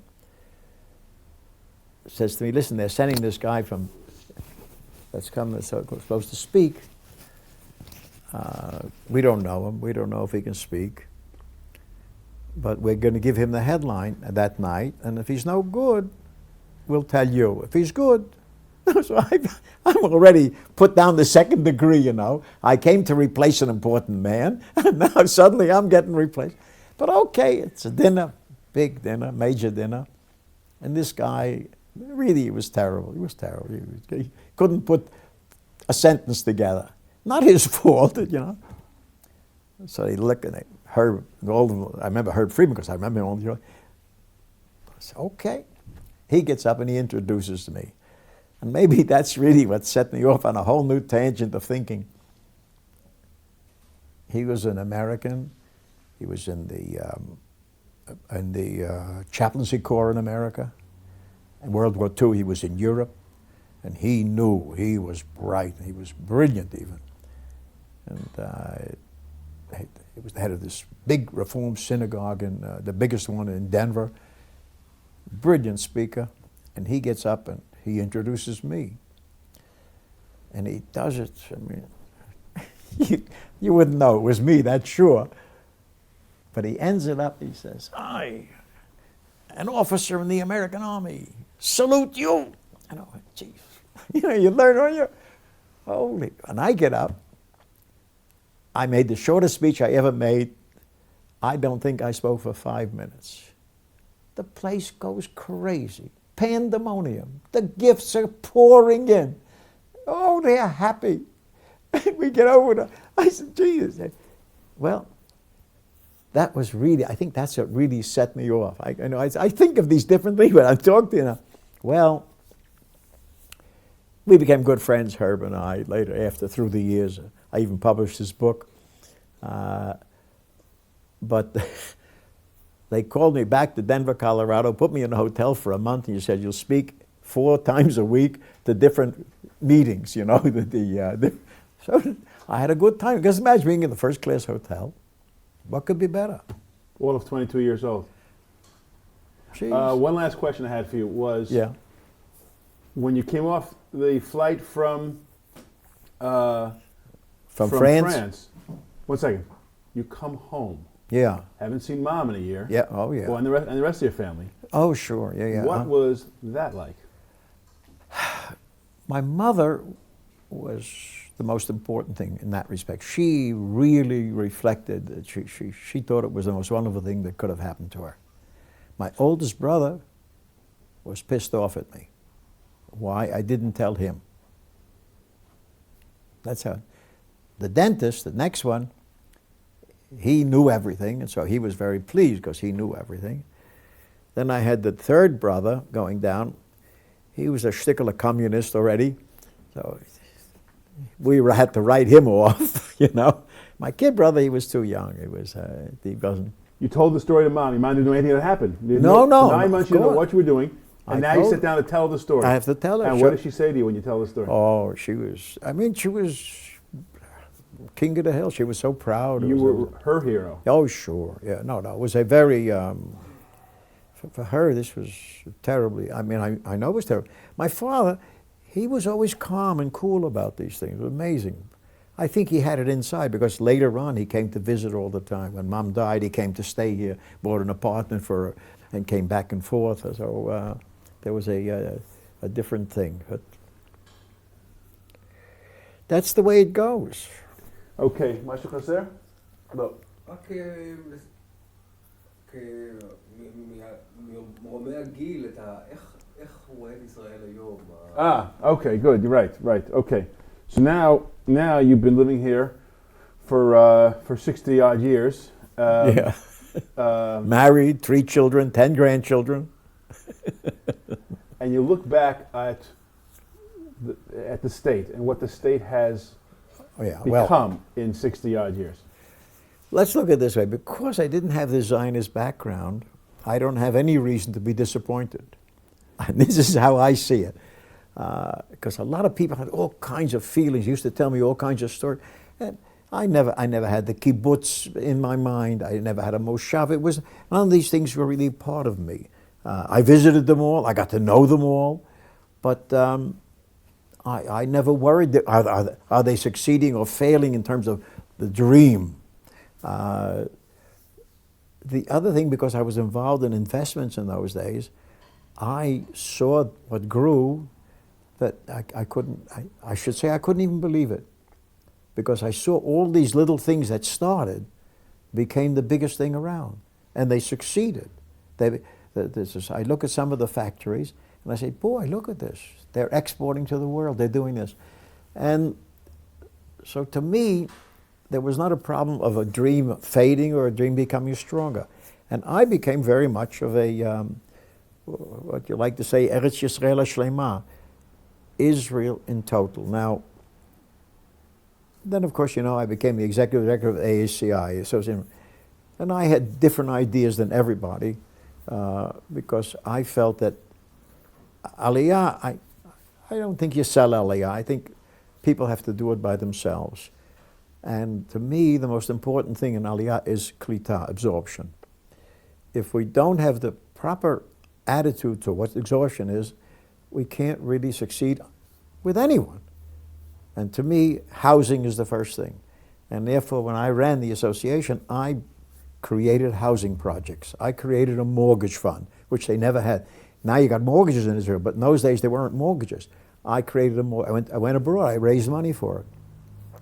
And I realized that of the people that I gave mortgages or I gave housing, that I'm enabled to get, they stayed. This was their primary problem. Where the hell do you live? And where do you live that you're going to afford to pay for it? And this is also one of my reflections today in terms of Israel. I think one of the big failures of Aliyah is that it doesn't do what's right. Klita is the important, absorption is it. We see with the Russian Jews. The Russian Jews, what happened? The country realized you had to build housing. You had to make housing available all over the country. And they did. Not the best, not the worst. And we got 1.5 million Russians here. And they're here. They're here. Some love it, some don't, but they're here. And therefore, I think this whole thing has to be revamped. They have something called Nefesh B'Nefesh. Very nice, very nice. They bring you here, they give you a free trip, they help you. I think that is the secondary. I think the first thing is you've got to build, and you can do it. You have housing for them, and they come. People will come. Jews are ready to come. I believe from many people that I met, they're ready to taste of it. They're ready to try. Let's talk about American Jewry. Yes. 60% of American Jewry have never even visited Israel once. That's right. What makes you say that they're interested in coming? Because we don't need 60%. We only need a very small percentage of them. In other words, if we've got 5 million Jews in America and we get 5% of them to come, that's a big number. You know what I mean? What are we getting today? We're getting nothing. I'm not worried about the 60% or the 50%. I'm only worried about a small percentage. You get a small percentage to come and stay, it grows. Okay, but we now face a problem where certainly the younger generation and American Jewry in general are more disconnected to Israel than ever before. Yes. If they're not going to be connected to Israel in the first place, and how do we make them connected, then why would they even think about Aliyah? How would you, in other words, so two-part question. How do you make American Jews care about Israel? And then talk about Aliyah. Okay. I think, in terms of making America, there was a young man who gave a lecture or a competition in England. There was supposed to be a debate, and this debate was called "Israel is a Rogue State." And this guy took this and changed it. Yes, Israel is a rogue state. It does this, it does this, and he unbelievable what he did in that little thing. And I think that's what we've got to say. We've got, yes, we are different. We are different. And what we're different is, we have this and we have that, and to point out where we are different and why we are different. I think people that want to be anti-Israel, they're going to be anti. I can't fight with them. But people who are ready to judge things, you've got to show them how we are different. We're different. We're different because we take care of these things. We're different because you can be a Jew here without doing anything. You don't have to go to synagogue and be a Jew here. Well, a lot of people will like that. So send somebody says, well, how will you have a Jewish state? I says, don't worry. They'll send their kids to some school. You can't help it. You got to be Jewish when you go to school. You know, they won't be Orthodox. I'm not so sure. I'm not so sure they'll be. I'm not really sure. So I say we have to tell them in a different manner, but we have to have the ability here to say, okay, we got this is what we got. We got housing, jobs, plenty of them all over the place. Well, what do you mean? They tell me you got to do it. I said, so what? So you don't know how to write the application? You'll be surprised. People talk to people. This is the friendliest country in the world. They are. People like to talk to you. Your wrong political party, they're so pissed off at you being the wrong, but they still want to talk to you. I got neighbors that they give me a real pain. But what? We have these. I believe we become closer with our differences than we get further apart. I think it's a probable approach, and I just don't think we should sell Israel. I think we try and sell it. We're going to give you a free trip. We're going to give it. Oh, I don't mind the Western call, believe it or not. What the hell is this thing? So I don't mind that. I think that they've got a very good thing. I only think they've got to put a little more something into it. I happen to have been invited to speak with a few of them. And why was I invited? Because the guide who was running, he says, I think we got to give him some other pilpul. We got to give him something. And he says, and you're it. Well, I find it that there are lots of yours like me around this country, and that we just got to put them in for an hour, let them talk to them, let them talk in a different way. The birthright, the kids who go on it, that meet the soldiers, they go crazy. They say, Jesus, I want to be one of them. They get pride out of it all. And this is what Israel's all about, Jewish pride. It's one of the most important things we can have. And so I think we just develop it. And don't sell them. You want to come to Israel? Don't worry about coming to Israel. First of all, do the right thing. You want to come? We'll help you. But I'm not going to sell you. Somebody says to me, they used to ask me, well, Jesus, but people ask me, they're always asking you, what am I doing here? I says, tell them you got divorced from your wife in America and running away. They look at you. But it's not true. It's not important. That they'll believe. They think the reason you came here is because you went bankrupt, you got divorced, you're running away from it. That's it. Tell them that. And then when they get to know you, they say, you're lying. I said, well, I'm lying. You didn't. I'm telling you what you want to believe. I'm not going to, I don't want to confuse you. You believe it. I'll tell you. It's like somebody says, all Orthodox Jews are terrible because of. I says, okay, so come. Go Friday night and have dinner with an Orthodox Jew. Stay with him Shabbos. See how terrible he is. What do you mean? I said, go find out. I don't know. Maybe he isn't so terrible. I think that we built up so many ideas of what this is all about, and yet we look at it. Look at. There's nothing you can't be. You can't beat more than having pride, and pride is one of the things. Why is this book in America being sold? The startup state. Why is it being sold? And I'm ready to bet you that's 70-80% is Jews, maybe 100% even buying it, because they like the sense of pride. What we have done here, that's what they like. You talk to people that we got these drip systems going all over the world. They say, so what? You say, well, they wouldn't grow vegetables otherwise. They wouldn't grow anything. And that's it. And this is what I sell. I want people a sense of pride of what we're done. You want to come, come. You don't want to come, don't. What the hell do I care? I don't need you. What do you mean you don't need me? You're telling me you want my money. Your money? Sure, why not? I don't mind taking your money, but you don't have to come. You mean you want me without my money? I didn't say I want you without your money, but I want the approach to be more that we have something to offer, but I'm not going to give it away. That's it. You know,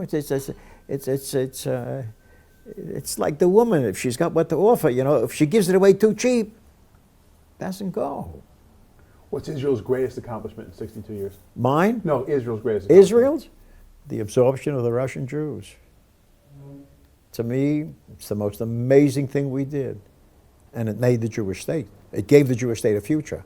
1.5 million people came in a short period of time, and it zoomed us from a wonderful small community to a real state.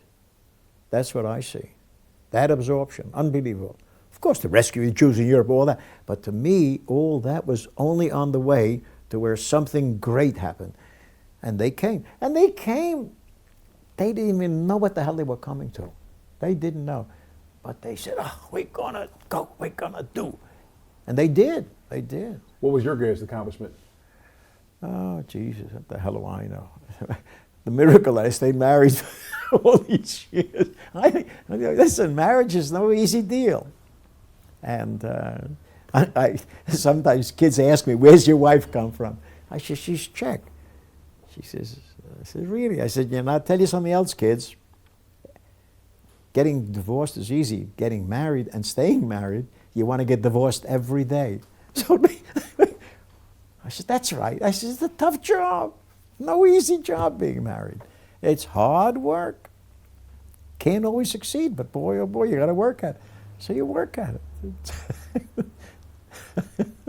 You know, it's a, they think I laugh, and I do laugh, because I think it is something. I think there's a great deal of truth in what I say. I'm not trying to hide anything, but what I find the worst is, you say the greatest thing, having 10 grandchildren. They're wonderful. And yet I'm aggravated with 2 of them, because my son passed away, and his 2 kids, they don't have that piece of Judaism that he was putting into them, but when he passed away, his wife didn't know how to pass it on. And the daughter tells me she wants to get bat mitzvah. So I said, okay, go study and go to some synagogue, reform, and read the parsha, read the haftarah. No, chaverim shalim lo osim, we don't do it. I said, so what do you want to do? I want to make a party. I said, that's getting bat mitzvah? Forget about it, I don't come. Well, I got enough. You know, I just, because I think injecting Judaism is a terribly important thing to the people living here, to everybody. Now, what do you call Judaism? I don't know. What the hell am I know? But I know the synagogue is a part of it. I know the prayer is a part of it. Believe it, don't believe it. I don't know what the hell you want to believe or don't believe. But I think it's a part of it. And slowly but surely, as you learn a lot of things, I think you don't have to go all hog, but I think that makes a big difference in how you do things. I think it makes a big difference. I see it here. Sometimes people come every so often to see us, because of my wife's illness. And a few weeks ago, suddenly 4 women who had all lost their husbands came in. On their own, they call, can we come? They come. So I said, gee, we got something, let's make Havdalah. It's Saturday night. That's a good idea. You think anybody had a good voice or do it right? But everybody walks and says, gee, that was a nice thing. And I think this connection with all of our tradition makes a big difference. So I try and sell those things. How well do I do? I don't know. Nobody ever came out there and said, listen, because of you, I moved to Israel. But they also didn't go out to me, because of you, I left. So this is also important, So, okay. Let's do the pictures, yeah. You look at them. No, you've got to hold them. Oh. You've got to explain them. Oh, You okay. show them, hold them up. Okay. Just Where'd you put them? All right. let's make it something like this. רגע, Maybe. Just Did you find the names and numbers of friends who I could interview with the same thing? And people Yeah, who I didn't give you numbers, but I have names, yes, and you can get the numbers. You can start writing down. I don't know where can I whether... get the numbers? I'll give them to you also, but just write down Harold Katz.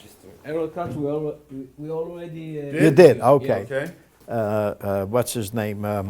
Limey. What the hell's his name? Jeez, wait, let me get my telephone book down.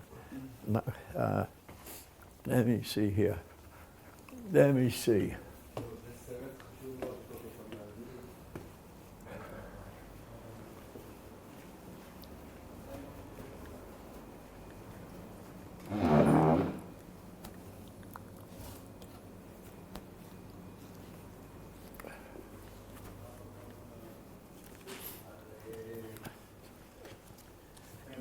Okay. I think. Oh, I heard about this. Yes, yes, yes. Great movie. I was there. What in movie? Canada. Yes, this guy who from America, a rich guy or from Avishai Boston, Kfir. like, who had this camera in color. Oh, yeah. Monoson. Monoson, yeah. Yeah. Honestly, right. Who I am, Mamza Nora. Yes. Met? Yes. You know him? I knew him. I met him in Cyprus. I was looking for my picture to see if he came to us in Cyprus. You want to hear a story? Hey, just a minute. Reg, how's that? Okay. Can we film that? Why not? What the hell do I care? Move, all right. Because the trouble is when you scratch me, a new story comes. Exactly, video. There's no end to this. Okay. But anyway, we're in Cyprus. Just a minute. Okay. Because All right, I'll look here while you've set it up, and I'll look here.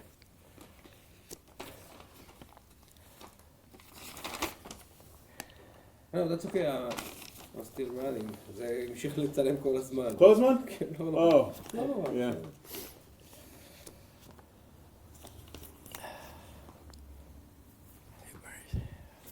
Okay, right, hold off. Tell me the story of this guy you met in Cyprus. One day, What's his name is Fred Moneson. We're in Cyprus. We're with our short pants, pretty slovenly dressed because that's what we had. And this guy shows up with a boutonniere, a hand-painted tie, a beautiful suit, a hat. And we look, who is this? He comes and he says, I'm Fred Moneson. Harold Katz knew him from Boston. And he says, oh, that's Great Dane raincoats. He knew him. Okay. So he says, what can I help you, boys? And he's taking movies, movies. How did he get to Cyprus? I don't know, but I guess he came there under the Joint Distribution Committee. I guess they got him permission or whatever it was. and this is inside the camp. Inside, behind the How barbed does he get inside the That's what I'm camp? telling you. I said the Joint Distribution Committee must have gone to the British To say, and oh, said, listen, he's an American and we want to have him go in. And that's my guess. I don't know. I never really found out and never really looked into it. So he starts to ask us questions, and the guys tell him how difficult it is here. The food is lousy. We don't have food, and we've been this. Anyway, they start to tell him what's going on in Cyprus, because he is looking around, And so he looks at us. He says, boys, I travel. I've been to the camps in Europe. He says, and I've come now here. And you know that I have also gone without eating for a whole day in order to do what I'm doing. We were going to string him up on a pole. That's Mr. Mr. Raincoat. He was so arrogant, and he didn't know it, because he was a very simple man. Later I found out, and as I got to know a little more, a very simple, but he was in this, how he had suffered. And he's looking at us, you shouldn't complain. He had suffered. Well, it knocked us for a loop. We couldn't believe it. And so when this film came out, I called the producer. I called Amos Chorev, who was involved, who got him. I says, where the hell are we? Because he took pictures of it. I wanted to see us It didn't show up in the film. It's someplace, but he must have cut it out because it wasn't so important to him, you know. We weren't one of the principals. I mean, I can't tell you. So, He shot you. You're probably in one of these films. no question we're there. He shot us. He got us up. He talked to us. He wanted to have. He says, "I'm going to bring the." You talked on film. I'm sure we did because he wanted to go back to America and show it. Wow, wow. So I said, "Where the hell is it?" But we didn't see it. It did this. The fellow Yeah, who made the no, film right, didn't. right. I called him. I talked to him. Spoke with Avishai. Avishai. He says there's so much film there. Yes. You can't believe how much film there is. He says when he went to see it, the children, Amos Choyev put him onto it. Said, "Listen, there's a bunch of film," and he went to see the family. And he went down to their basement or the Stack of room, canisters. and it was full, just full of it. That was this guy did. He used to go crazy over the idea of making movies, and the first color movies. He had a little camera, as you saw it, with him, and that was it. Sequel to the whole story is I asked, what happened to his children and his grandchildren? Zero. No interest in Israel.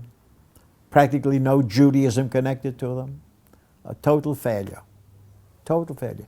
And this was a big man. He was active in the Histadrut, in what they call the Gewerkschaften campaign over there. You know, when he came here, he gave away, one of the things he did at the end of the war, he gave raincoats. That was his business, Great Dane Raincoats. That was the name of his company. He gave raincoats and to girls. I think it was only to the girls, because he said in one of the pockets, there's a free ticket to America. One of the girls got it and came to America. So he was a great promoter and a wonderful salesman as far as that goes. But he missed the boat. He didn't do anything with his children or grandchildren. Nothing there. They know nothing. I don't know if they visited because nobody really questioned them on that. No real connection. And Okay, so we're gonna. so Shimon. Zebi Shucha, Rafi Ben Yosef. Yeah. His phone number is No. which one? It must stay here because. Oh, I feel okay. that, yes. I said, let me look. Oh, this is the crowds in the hold of the ship. Okay. That shows the crowds. Yes. All right. This one is on deck. No. This is, let me see, First yeah. put- That's on the deck, sitting on the deck. Okay. In other words, wherever you went, it was crowded. Yes. Oh, this is a historic story. You'll see there's a Magen David, Yes. and if you look underneath it, that's a shamrock. Yes. That's the symbol of Ireland. Yes. And this was on the Hatikva. We had an Irishman on our ship, a volunteer, Hugh Mcdonald, and he had this in his mind, and he got a hold of me. He said, "Listen, Murray, when the British attacked us, we went up on deck with the paint, and on the smokestack we painted the Magen David and the shamrock, the symbol of Ireland and the symbol of Palestine. And underneath the symbol of the Jewish star, it said Eretz, 1947. And underneath the shamrock, it said Erin, E-R-I-N, 1917, because that's what Ireland was called it. Okay. Just a minute. Just say yes. Okay. That's me sitting, really, it's got nothing to do with anything. Sitting right on the edge of the dock over there with a foreign sailor. All right. Now here is pretty much the crew of the ship Hatikva. Now, let me point out something. Yes. Over here, this is Yehoshua Baharav. He was the shushu boy Yes. that was sent from Palestine. He's from a kibbutz. He was sent from Palestine to be the connection. He knew everything. And all these others are sailors that were on the ship. If I can remember them, let me see. I think that's Paul K. That over there, let me see. That's Yehoshua Baharav. This guy over here is, he was an engineer. Geez, I'll have to think what it is. This is Duke Lobachevsky. He was a Polish boy, a volunteer, who had served in the Merchant Marine during World War II. This guy here is Reuben. He had nice suits and nice jackets, never been on a ship before in his life. This guy was an engineer, he's an American who, when he worked in America later, for the Defense Forces in America, he never told them about being on this ship. He wrote me this once because after Pollard was called, he was afraid because there was a whole big problem. They were looking for Jews who may be so-called spies. And Rosie Rosenblum. The next guy there is Harold Katz, who was from Boston. And the guy behind him is Hugh Mcdonald, the guy who we painted that thing with, and this is me over here. Okay.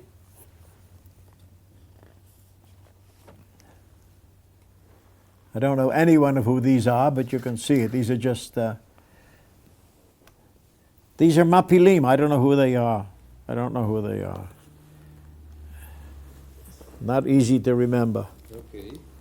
Now here, you want to see something here that makes some sense. Let's see if we got some good pictures here. You know that we made... Yes. But he didn't get caught. I got caught. אוקיי. אז תן לי רק להבין רגע, אגיד את זה, כן. מי זה עדה סרני? עדה סרני was the connection between the Haganah and the ships. Ada Sereni was the wife of Sereni, Enter Sereni. Yes. Yes. And she was in charge of the Aliyah Bet in Italy. Yes. And this is not in Italy, this is in Israel when she was quite old. And she became very friendly and I got to know her a bit. So I gave her the copy of the book, which she was very pleased with, of course. Now, I don't know if this is interesting or not. This is 25 years later. I made a reunion of our ship. Yes. And these are the Mapilim. And this is in front of Beit HaTfutzot. All right. Let's see what else we got here. Well, this is a bunch of them on the ship. This, I don't know, this over here is covered. What's this over here? This is the, this. Did you get that picture already? Just put it down, please. That's Which one? the one on the right. The one on the left is not so important. Just a minute. But the one on the right, this is us behind barbed wire in Cyprus. Yes. And on the left is Hugh Mcdonald. Yeah. The next fella here is Sam Gordon. All from my ship, all from that Tikva. This is Harold Katz. Yes. This is me, Murray Greenfield. And this over here is, you know, I don't remember his name at the moment. Okay. I don't know why. It suddenly slipped my mind, Sam. Nice fellow. Oh, yeah, he was a big, heavy, fat boy. He was a Zionist. He came back to America very soon.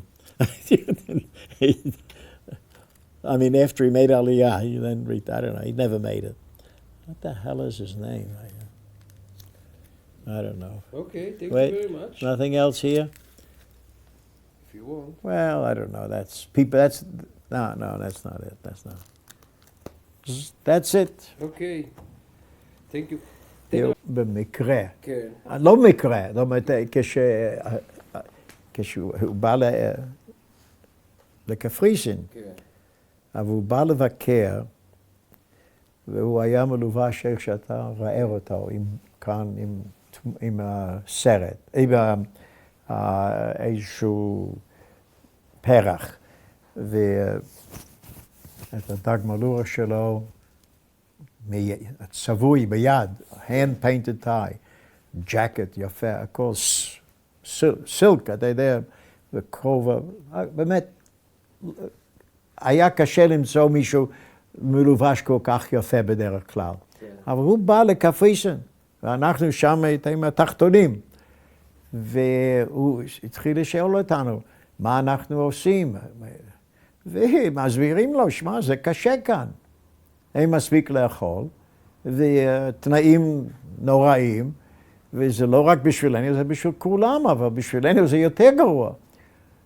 אז הוא מסתכל עלינו, והוא מספר לנו, בחורים, אתם יודעים, שאני מסתובב, ואני עושה כל המחנות של היהודים, ואני מבקר אותם, ויש ימים שלמים שאני הולך בלי אוכל. ורצינו להרוג אותו. הוא מנסה להשוות את... כן. מה לעשות? ואיך עמוס חורב קשור לסיפור? מה? איך עמוס חורב קשור לסיפור? למה עמוס... הזכרת את עמוס חורב. עמוס, הוא היה בזמן ההוא, אני חושב, נשיא של הטכניון, שהוא היה... אוקיי. כשהוא היה מבקר בברוסטון. ובברוסטון מישהו אמר לו שיש להם משהו, והוא הלך לבקר, לדבר עם משפחת מונסון, ילדים, ואמרו לו, שמע, יש לנו לא יודעים מה לעשות עם כל זה. אז עמוס התקשר עם אבישי, כן, אבישי כפיר, כן, ואמר לו, וכנראה הוא היה באמריקה, הוא ירד שם למרתף, והוא לא האמין מה שהוא ראה. כן. ומזה הוא עשה 2 סרטים. כן. אולי... 2 או 1? כן. מה? 2? 1. סרט אחד אני מכיר. לא, טוב, אני אגיד לך, אחד, אני עוד לא הסתכלתי על השני, גם אחד הוא באנגלית, כן. והשני זה בעברית, אני חושב, אולי זה השינוי. לא יודע, אבל אני לא בטוח אם זה שניים בדיוק אותו דבר, אני לא בטוח. שאני לא שמתי לב, אני עוד לא ניסיתי, אבל איך שאני לא יודע איך לקשור את זה. תכף אני אעזור לך. אוקיי.